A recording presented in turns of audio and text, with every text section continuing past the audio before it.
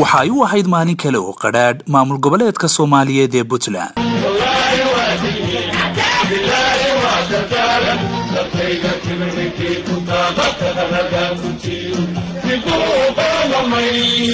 waxay la kulmeen mid ka mid ah jababkan ay weligood ilaawi doonin ee ay kala kulmi jireen jamhuuriyadda.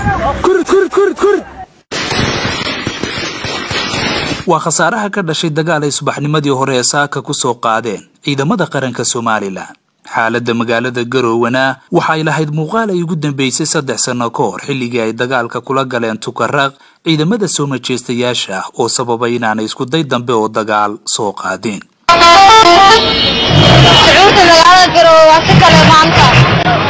haddaba sidee ayay wax u dhaceen?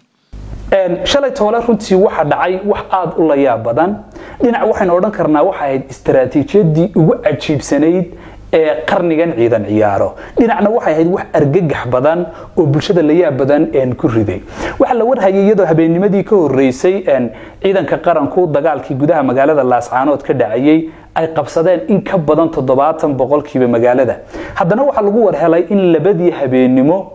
ay guud ahaanba ciidamada intay magaaladiina ka baxeen marka magaalada sideedaba ciidanku markay dagaalka qaadaan magaalada dib baa looga saaray fadhiismahooda lagu celinay laakiin fadhiismihii magaalada oo ka deganaayeen controlka bari ka galbeed iyo dhankii waqooyiga buurta sayidka xaruntii gobolka ilaa hotel Xamdi mar qura waxa lagu weeraray marka ciidamadii oo faaruujiyay dhufaysadoodii isla markaasna taliskoodii gooja cadda ku noqday. runtii waxay arrin argagax badan aniga qudheeda dad badan ba aad ii soo weydiinayay laakiin waxaan ku gaabsanayay waxay lahayd maad ka hadashid waxaan ku gaabsanayay inay ahayd xeelad ay dawladdu maaganayd runtii wax la yaab badan. haddaba maanta waxaan sheegi karnaa 2 qodob oo sababay inay ciidamadu ka baxaan dhufayskii. waxa saldhig u ahayd beesha caalamka oo dawladdu waxay doonaysay markaa inay beesha caalamka tusto oo u cadayso 2 qodob oo shaki ku jiray. qodobka koowaad waxa uu ahaa inay ciidamada Puntland ka dagaalamayaan magaalada Laascaanood ama Somaliland ay dagaalka qayb ka yihiin ciidamadii Puntland. dhinaca kalena waxay ahayd in la tuso in ciidamada Somaliland aanay marna xabad joojinta jabinayn ee iyaga mar walba weerar lagu yahay isla markaasina aan iyagu weerar geysanayn. 20 kiiloomitir ayay dhinac walba dib u baxeen oo ay gudihii magaaladii Laascaanood ay dib uga baxeen. shalay toole xabadimay dhicin markay ciidanku ka baxayeen meesha. wax xabada oo dhacay waxa uu lagu waabariistay ciidamadaas oo aagii ka baxay.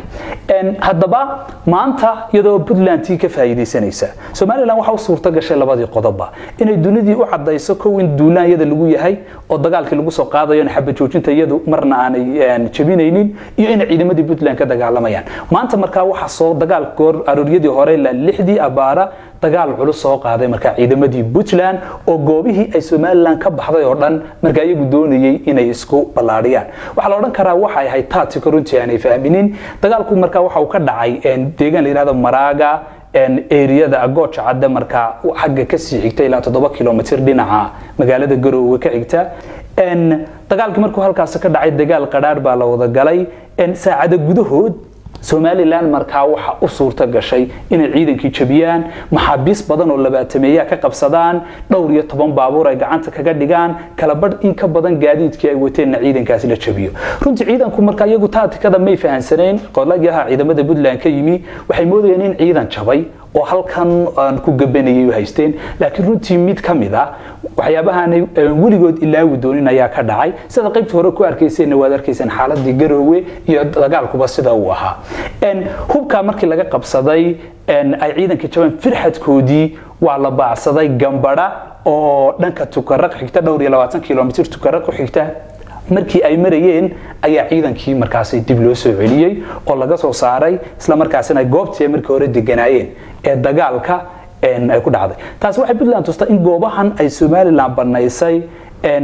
faashil ay ku noqotay oo imika ay bareeday dagaalkiina ay dunidii markaas u cadaatay. haddii adduunyadu sidee waxaan ku ogaan kartaa magaalada Laascaanood diyaaradaha waxduuba iyo droniska wax basaasa kama dulqaadaan dunida oo dhan oo Mareykanku markaa horeeyaan xaaladeeda dhagdhagayn badan bay ku leeyihiin. generaalka ay magaciisa necab yihiin cadow ee Faysal Cabdi Bootaan oo ah taliyaha qaybta 12aad ahaana hogaamiyihii dagaalka ee maanta ayaa markii ay ka soo hadheen cadowga jiida hore ee Gambadha ugu waramay telefishinka qaranka. haddeer dagaalku wuxuu marayaa Gambadha dusheeda iyo diyaaradda waxaana ballana inaanu Laascaanood difaacno oo Laascaanood ay sidii ahaan jirtay ay ahaato oo ay ku soo noqoto qarannimadii gacanta Soomaaliland. Ku dhawaad 20 cisho oo dagaal ka socday bariga gobolka Sool ma jirin wax fasaxa oo ay ciidamadu u haysteen inay dagaal qaadaan marka laga yimaado inay sameeyaan istifaac. tan waxay u arkayeen ciidamada qaranku caqabad hase yeeshee waxay ahayd turaale dawladdu ku yareynaysay khasaaraha. maanta markii ugu horeysay waxay u muuqdeen ciidamadu kuwa haysta fasax dagaal.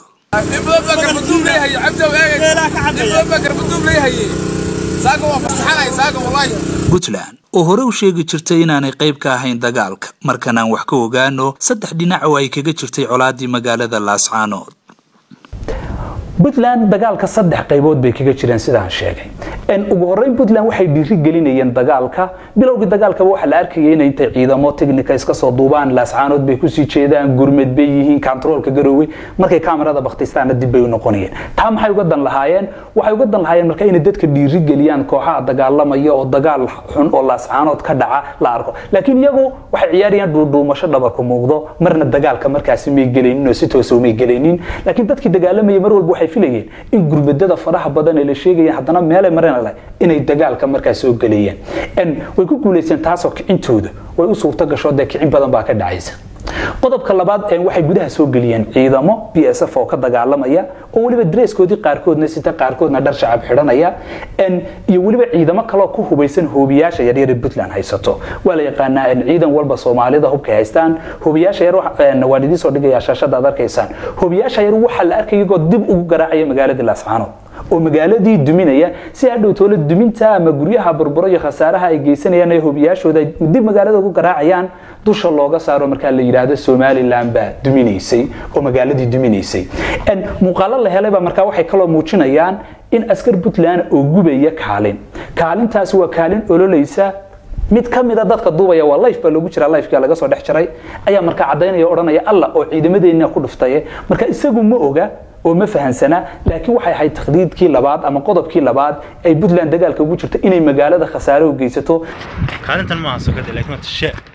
ya kaalinta tashaha kuwana ku dhuftay marka qaar waxa la arkay iyagu guryaha ciidamada duminayaan direysita laakiin dadku ma garanayaan ciidamadan ay ahaayeen laakiin waxay ahaayeen ciidamada Puntland sida la xaqiijiyay oo markaas doonaya burburka magaalada loo geystay Somaliland lagu eedeeyo halkaasna ay ka dhacdo cadaawad muddadeedu ay daba dheeraato.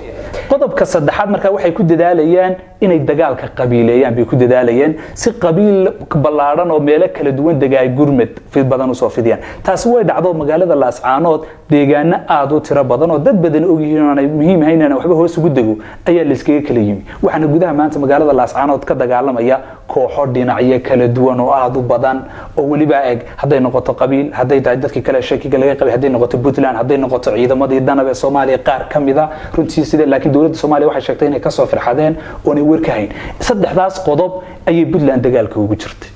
jiida hore magaalada Laascaanood iyo guud ahaan gobolka Sool waxa uu hoy u yahay kumanaan askari oo awood buuxda u leh inay wax ka yar hal maalin ay ku xasiliyaan gobolka hase yeeshee waxa jiray caqabado dabreeyay marnaba ciidamadu dagaal iyo isku day ay magaalada Laascaanood ku galaan ciidamada Somaliland may sameeyeen oo marna dagaal toos ah kuma qaadanin dadkii la dagaalamayay sidoo kalena isku may dayin bay inay magaalada Laascaanood qabsato kaliya marka weerar dhaco oo ciidanka la soo weeraro ay in yar hore ugu soconaysay markay ku socdaan dagaalkaasi dhamaaday kooxaha daaliyana dib bay markaas xiriyahoodii ay ugu noqonayeen oo fadhiismahoodii amar dawladeed ayuu markaas dad badan waxay isweydiinayeen maxaa loo gali waayay Laascaanood ama kooxahan looga sifeyn waayay hadii Laascaanood horta waxa ku sugan ciidamada hore baan u sheegay ciidamada ugu awoodda badan ee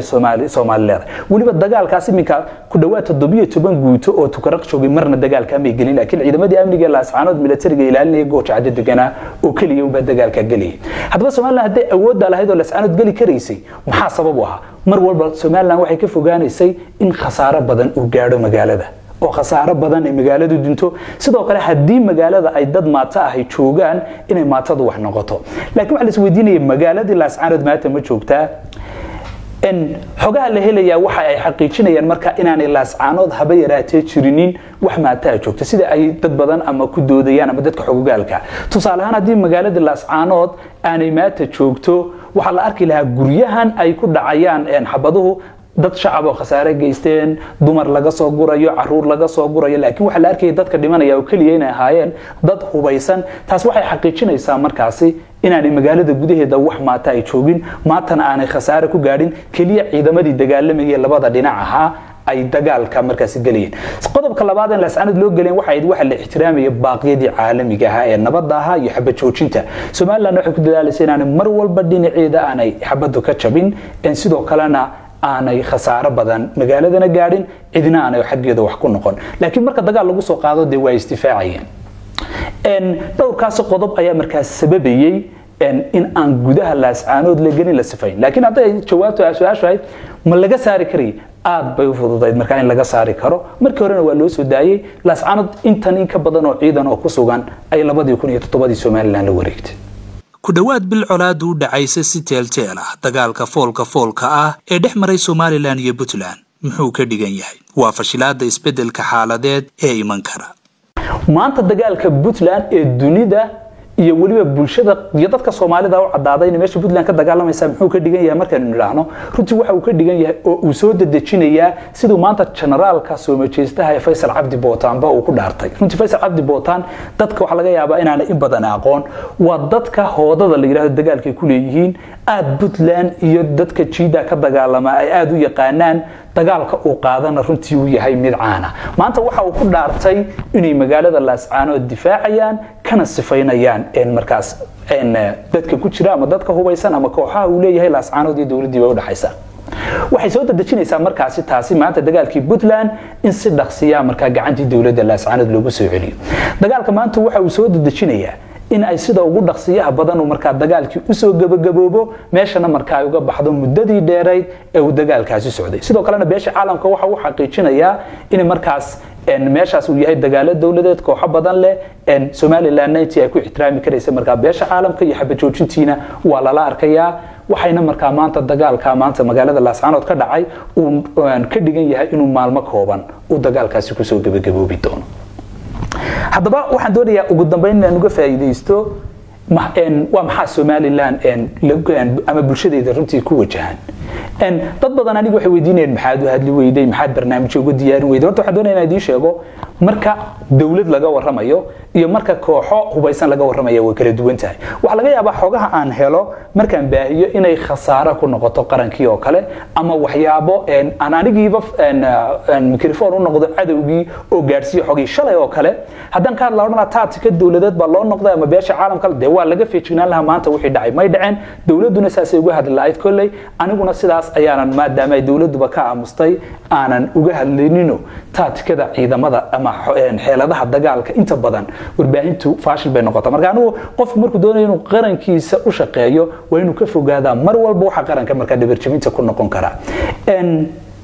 ciidamada Soomaaliland hadaba bulshooyi aad bas weydiinayseen waadis mashquulinayseen ciidanku miyuu jabay mar horena waan idin sheegay horta ciidanka Soomaaliland dable hubaysan ma jabin kartaa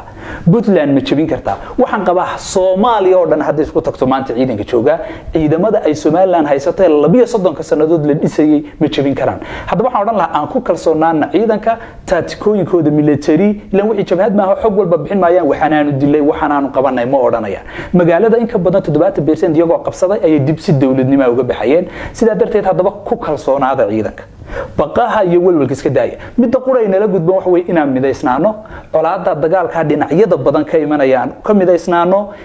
wadankeena iyo dalkiisa qof waliba uu difaacdo waajibaadkiisa guto laakiin ciidanka ayaan loo baqin taqura aan ku hadlay wax way ciidanka ayaan loo baqin shalay dad badan way murugeysnaayeen laakiin anigu waan faraxsanaa waxaan arkay dad badan oo mucaaradad iyo xukuumad kala garan lahaa oo shalay toole yar dhiilaysnaa runtii midnimadaas waxaan arkay in midnimo weyn ba shalay laga dhaxlayay aamusnaantayadii waxaan leeyahay aamideysnaano ciidanka qaranka lagu kalsoonaado wariyaan la shakiin hal gudhigi cajiibka habaan idinkaga tagayaa madaxweyne Siilaan iyo ahaa Soomaaliland waxay soo martay waqtiyo badan oo fuluhu shakiyay Soomaaliland waxa jirtay maraan sheekh dawladnimadu dhaafin waxa jirtay maraan Hargeysa Soomaaliland oo dhan hubaysnayd waxa jirtay marar xaalado ka adag la maray marka sidaa darteed ciidanka qaranka ayaan loo baqanin hal lagu kalsoonaadaan leeyahay walwalka badan hal iska daayo laakiin isgarabtaaga iyo taageerada muujinta iyo qadiyada iyo qarannimada weynayntu waa wax runtii aad muhiim si gaar ah waxaan ugu mahad celinayaan ku faraxsanahay qurba joogta Soomaaliland oo runtii dareen ka badan kii gudaha ka jiray runtii muujinayay aad baad mahadsantihiin xogteena maanta intaas ayaan ku soo gabagabeynay